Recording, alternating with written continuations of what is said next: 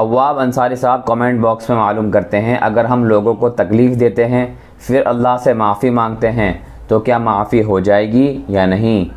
جی ہاں، بنیادی طور پر حقوق دو طرح کے ہیں، ایک تو وہ حقوق اللہ جن کو کہا جاتا ہے، اور ایک حقوق العباد ہے۔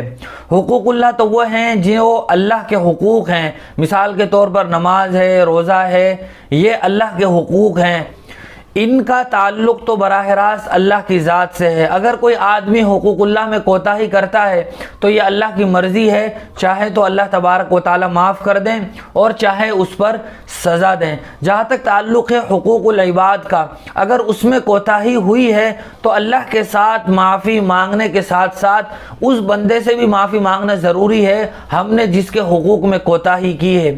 اب وہ حقوق چاہے جسمانی ہوں یا مالی ہوں یا یہ کہ لسانی ہوں، ہم نے کسی آدمی کو گالی دے دی تھی، اس کی وجہ سے اس کے دل کو ٹھیس پہنچ گئی، تو صرف اللہ سے معافی مانگ لینے سے معافی نہیں ہوگی، بلکہ جس آدمی کے دل کو ہم نے گالی دینے سے ٹھیس پہنچائی ہے اس سے بھی معافی مانگنا ضروری ہوگا۔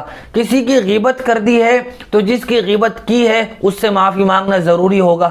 کسی کا مال ہم نے دبا لیا ہے، زمین ہڑپ کر لی ہے، تو اس کا وہ حق بھی ادا کرنا ضروری ہوگا۔ کسی کا قرض ہم پر تھا، اس قرض کی ادائیگی ہمارے لیے ضروری ہوگی، اس کے بعد ہم اللہ تبارک و تعالیٰ سے معافی مانگیں گے۔ گویا حقوق العباد صرف اللہ سے معافی مانگ لینے سے معاف نہیں ہوں گے، بلکہ صاحب حق سے بھی معافی مانگنا یہ ضروری ہوگا۔